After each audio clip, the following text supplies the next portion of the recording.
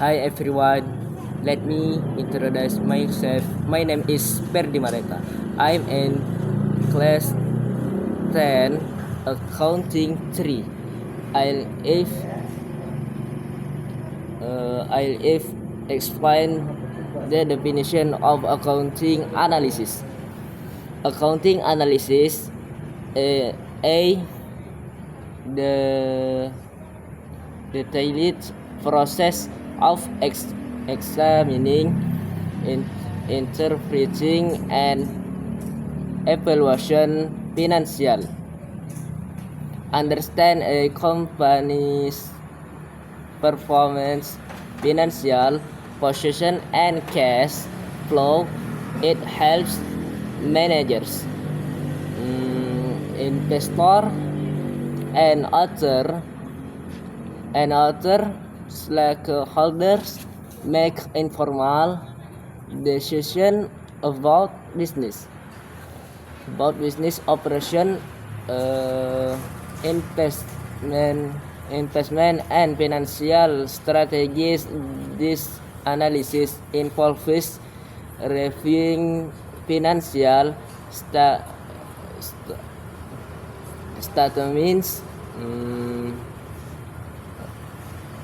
identifying trends, and assessing the company's profitability, efficiency, and stability over time.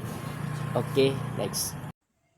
Hi guys, what is the opening balance in accounting?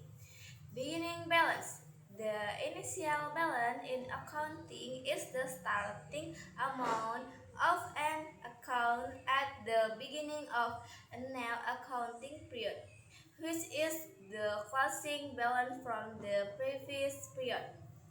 This figure serves as the starting point for recording transactions during the now period, ensuring data continuity and accuracy of financial reports. The initial balance can be a debit or credit amount and is often referred to as the keyword balance from the service period.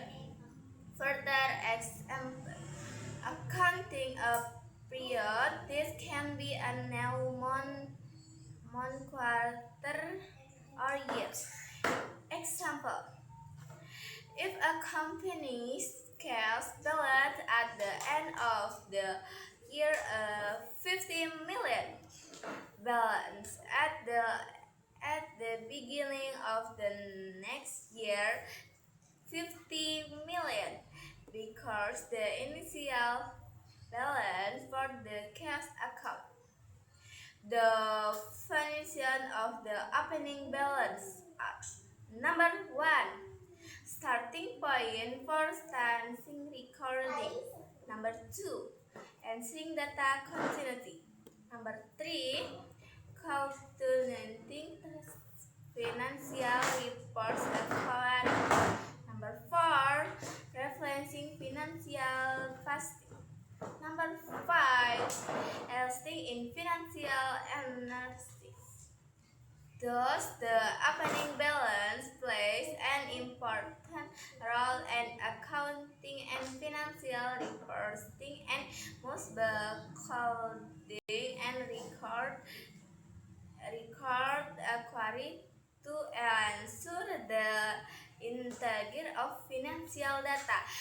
That's it for now. See you and bye. Everyone, today I will explain about the final balance in the world of accounting. So, the ending balance or the final balance is the amount of funds remaining in an account after all transaction debits and credits. The end of the specific period, such as a day, month, or year in banking, indicates the amount available in your account. In accounting, the ending balance is the difference between total asset and total liabilities at the end of the period, which is usually the opening balance for the next period. Okay, That's all for me, and goodbye.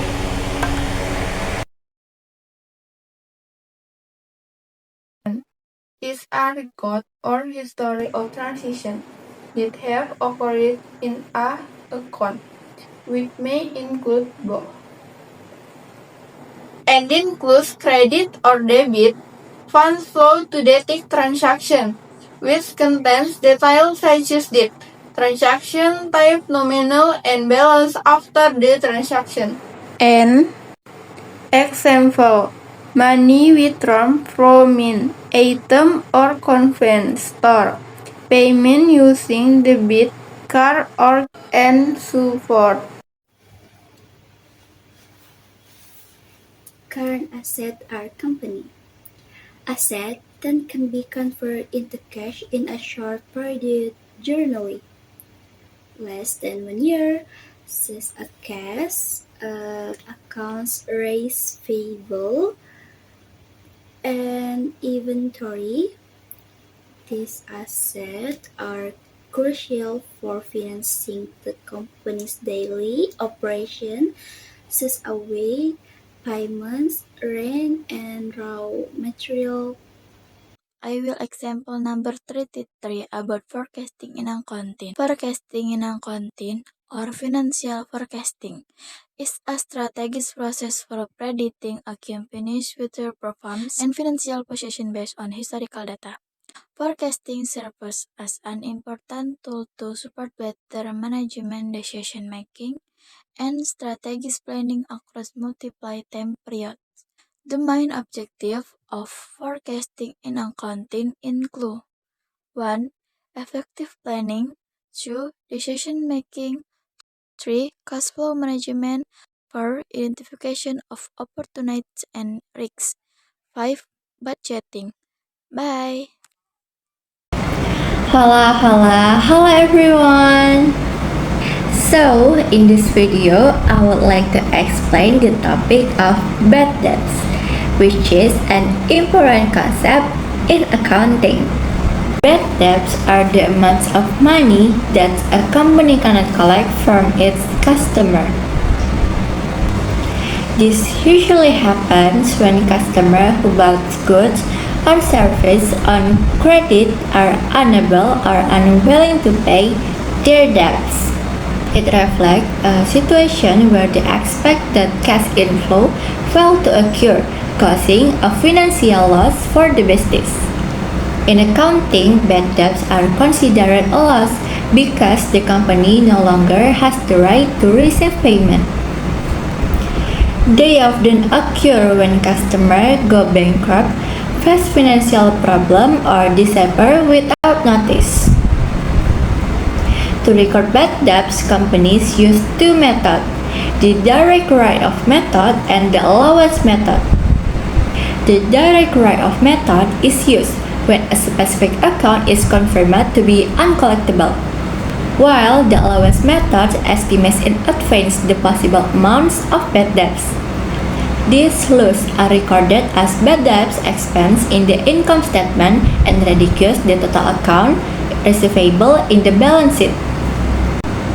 In short, bad debts represent the loss a company experiences when the customer fails to pay what they owe. Properly recording and managing bad debts help ensure that financial statements remain accurate, honest, and truly reflects the company's financial condition. It also encourages better credit control and decision making in the future. Hi guys, here I will explain about financial ratios. 1. Identification. This part introduces the topic being described. In accounting, it explains what financial ratios are and why they are important. Explain. Financial ratios are tools used to evaluate a company's financial performance. They help investor, manager, and creditor understand the company's strengths and weakness in financial management. 2. Description. This section gives detailed information about the type and function of financial ratios. It describes how each ratio works and what its Measure. Explain. There are several types of financial ratios, such as liquidity ratios, which measure a company's ability to pay short-term debts. Probability ratios, which show how efficient a company generates profit, and soft ratios, which assess the company's ability to meet long-term obligations. 3. Conclusion. This part summarizes the main point and gives us a general statement about the importance of financial ratios. Explain. In conclusion, financial ratios are essential for analyzing and understanding a company's financial health. They provide valuable insight for decision making and help ensure better financial planning and control. That's all the experience for me. Thank you. Bye bye. Tax in accounting is a company's obligation to the government that is reported and recorded in the financial system. In accounting, tax is categorized as a liability because it represents a debt that must be paid to the government. Taxes may arise from various business activities such as sales, salaries, profit, and services. Tax in accounting helps calculate, record, and report tax obligation, such as income tax or PPA and value-added tax or PPN. Proper tax recording ensures financial transparency, prevents reporting error, and helps companies comply with applicable tax regulation. Moreover, tax reports serve as an indicator of financial transparency in the eyes of the government. Tax accounting involves recording all tax-related activities, preparing reports, and analyzing difference between commercial profit and taxable profit. When implemented properly, it helps companies avoid legal violation, increase credibility, and strengthen their financial reputation. In conclusion, tax in accounting is not only an obligation, but also an important part of financial management.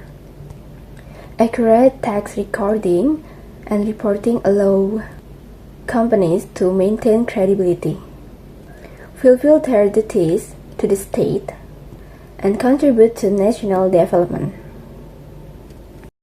Discrepancy is the difference between the amount recorded in the book accounting record and the actual amount physical of real data. On the ground, this difference is important to identify of financial record and operational inefficiency. Wassalamualaikum warahmatullahi wabarakatuh.